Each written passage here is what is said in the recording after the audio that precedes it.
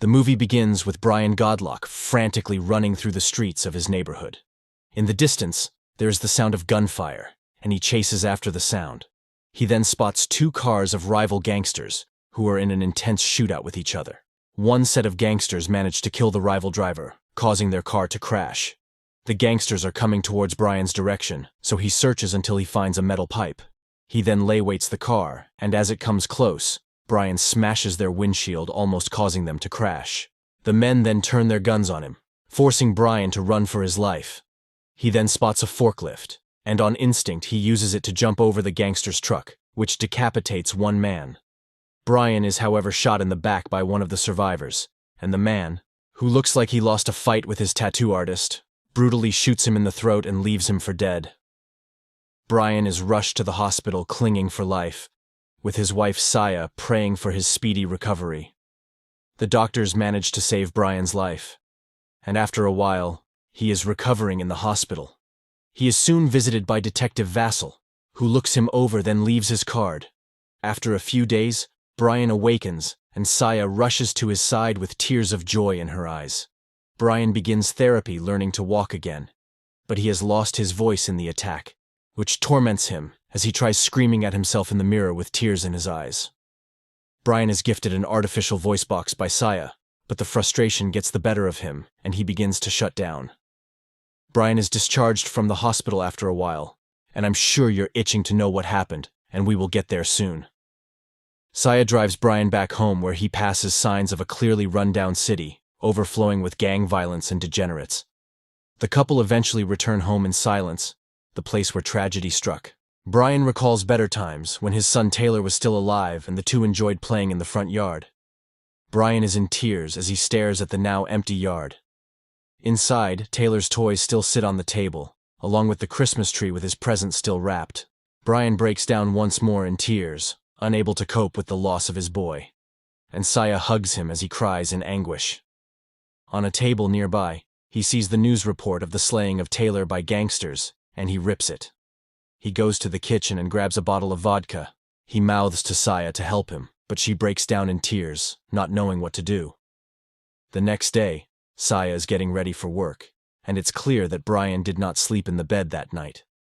She finds him drinking alone in another room and decides to text him, asking if he saw her keys, but he hasn't. Memories of Taylor still flood his mind, and he goes to his son's room, where it is untouched. Brian sits on his bed with tears before laying down, recalling the feeling of having his son beside him. Brian then goes to sit in the front yard, remembering the day tragedy struck. The family was in the front yard, and Taylor was learning to ride his new bike when two rival gangsters drove past in an intense shootout. Brian and Saya then realized that Taylor was shot and passed away right in their arms.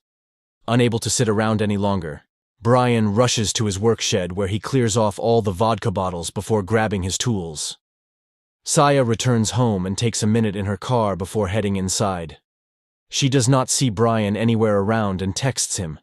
Then she sees Brian and sees him ignore the message. Brian finds Detective Vassal's card and heads over to the station to speak with him. Brian sits in his office waiting to speak with him when he sees pictures of local gangsters and begins taking photos, until he spots the gangster who shot him, named Playa. Vassal finally returns to his office, but Brian is already leaving. He returns home where he pins the pictures of the gangsters to his wall, preparing to do his own investigations. He then marks the 24th of December as the day he will kill them all. Brian then begins to work out and watches videos of how to wield a knife. As his workout continues, so does the distance between him and Saya. But Brian does not relent and is single-minded on revenge.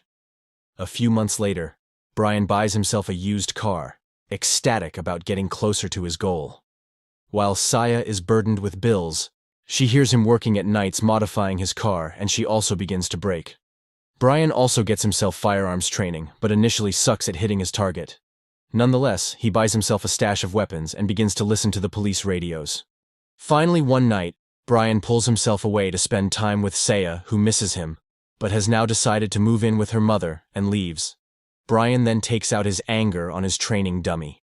He then takes his car out for a spin, trying to sharpen up his driving skills. By October, Brian begins to stake out the gangsters' known hideout and take pictures of their operations. He then spots Playa about to get some cheeks, then sees a man leaving in a car and snaps the plate. Brian is now a muscular and athletic powerhouse and a skilled driver, able to maneuver his car to perfection. At the range, Brian can hit his target with rapid succession. Those gangsters don't stand a chance at this point. One day, Brian sees a little boy who looks just like Taylor and hugs him. But that's not his kid. He returns to his car when he spots Playa handing out cash to the little kids around him and goes for his knife, but manages to hold himself back as there are too many kids around. Brian then bumps into a gangster and is shoved to the ground, and their girl pours ice cream all over him, adding insult to injury. That night, Brian prepares himself. On the 23rd of December, he tracks down the home of one of the gangsters and breaks in. The man hears sounds and comes to check, but Brian knocks him down. The gangster is hogtied to the roof of Brian's garage, and he comes in wearing a welding mask. He cuts the gangster down before handing him papers and a pen demanding info on the gang. Brian takes a seat, but the gangster attacks him and manages to free himself. The man grabs Brian's knife and attacks, stabbing him in the leg. The two struggle, but Brian eventually stabs the man with a screwdriver before tackling him to the ground. The man fights back, and Brian is having a hard time, but is able to overpower the man and beat him into submission. On the 24th, Brian begins to gear up, strapping body armor to himself and readying his guns. He then writes a note before taking one last look at Taylor's room, taking it all in as he may not return. He then goes by where Saya is staying and sees her drawing a picture of Taylor as her way of coping. He brings a gift to Taylor's grave, as it is his birthday, and sits alone with his son where he cries after a very long time, then opens the gift for Taylor. That night, Detective Vassal hears a noise and comes checking with his gun, but opens to door only to see the bound and gagged gangster, along with a note. The cops come by later to pick him up, and Vassal opens the note to see a message from Brian, telling him that he will take care of what he should have. Along with the note is a flash drive with detailed info on the gang, along with evidence that Brian has collected over the past year.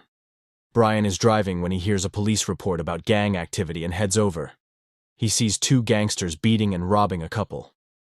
As the gangster walks away, Brian pins them against a wall using his car and stabs one before taking off with the other on his car. Brian tries to throw the man off, and when he pulls a gun, Brian disarms him and shoots him dead. Brian then throws up, taking his first life. He goes to the gang compound where he throws a wrapped package over the wall.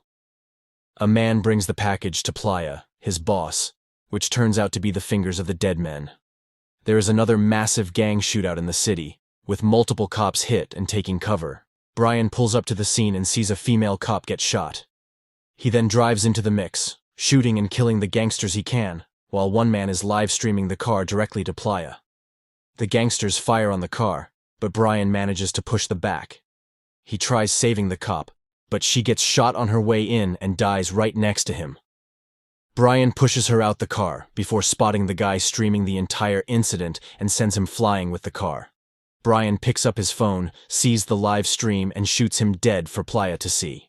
Playa somehow figures out that it is Brian and sends a message to his gangsters to hunt him down. The thugs, who were in the middle of beating up a rival, see a car approaching, which turns out to be Brian, and he stares them down grimly before driving away. He then pulls over on a bridge, looking at an old music toy that belonged to Taylor, and he listens to the music, reminding himself of why he is doing this. He sets off once more, but the gangsters catch up with him and begin chasing him through the city. Brian pulls a 180 and comes face to face with the men, before pulling off a sick drift to shoot one of the men inside. Brian takes off once more, but the men are on him in an instant. Pause. A biker also joins the chase, and they open fire on Brian, forcing him to speed off. He runs into a roadblock and gets pinned between two trucks, both with gangsters shooting at him. He manages to kill one man, before pulling a pit maneuver on the front truck, causing both trucks to collide in a tangled mess. The biker is still on his tail, firing off shots at Brian's now mangled car. The biker gets to the window, but Brian grabs his gun, causing him to lose his bike, then drives him straight into a wall. Brian then stops to catch his breath once more. Detective Vassal is sitting in his car looking over the evidence that Brian showed to him, and then sets out to the gang headquarters. Hearing about the attack on his men, Playa sends a message for all his goons to return to his building. Brian pulls over just outside the gang's building, listening to Taylor's toy and remembering better days. He ensures all his guns are ready before seeing the message Playa sent out to his goons on a phone he stole. Seeing an opportunity, Brian gears up and sets out on a motorcycle to finish what the gangsters started. Brian manages to slip into the hideout right behind a convoy of gangsters, and a gunfight erupts. He blows up his motorcycle, causing a massive explosion, setting the men on fire. Meanwhile, his men are being wiped out. Playa is having a good time with his female baddie. Brian makes his way up the building, hearing the shouting men and taking the time to catch his breath. The armed gangsters start making their way down the staircase, and Brian starts blasting them as they appear, and fighting when necessary. His training begins to show, as none of the men stand a chance against his onslaught. He switches to his sidearm and begins catching bodies once more. He tries reloading his shotgun, but takes 3 bullets to his body armor and falls but easily recovers. He sets an explosive trap in the main hallway, but is then suddenly attacked by a gangster named Ruiz. Ruiz is much stronger, throwing Brian around easily and disarming him when he tries to go for his gun. Brian eats some nasty punches, but when some gangsters set off the bomb trap distracting Ruiz, Brian manages to stab him in the shoulder. Ruiz does not stay down and hits Brian with a suplex move. Meanwhile, Detective Vassal has made his way into the building, passing all the dead bodies on his way. Brian and Ruiz are both out of breath. They both go for guns, and Ruiz opens fire, but Brian manages to disarm him and blow his head off. Detective Vassal comes under attack, but manages to skillfully kill all the men coming at him. He finds Brian and the two hold guns on each other in silence, but Vassal lowers his pistol, showing that he is on Brian's side. The two then come under heavy gunfire from Playa's girl and go for cover. She reloads just in time to hit Brian, then also hits Vassal in the arm. Brian uses the chaos to crawl up to her, then hold a gun to her head, forcing her to drop her gun.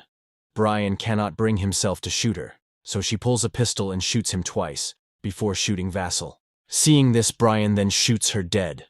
Both Brian and Vassal painfully recover, and Brian grabs his pistol and goes looking for Playa. The two come face to face and begin to shoot at each other, but Brian takes too many shots to his vest and falls. Playa is about to finish Brian off, but Vassal is able to shoot him in the back, giving Brian the chance to tackle Playa to the ground, beat his face in, before strangling the life out of him while he fights. Brian then stares into his eyes while life leaves him, picturing a happy Taylor smiling at him. Vassal crawls over to Brian, who is now seeing Taylor's short life flash before his eyes. He even sees what Taylor's future would have been like. We then see Saya at Taylor's grave, where Brian's toy is revealed to be a train which encircles the headstone. She reads a note from him before leaving it at the headstone. Remember to subscribe and turn on notifications so you can watch more movies like this. Thanks for watching.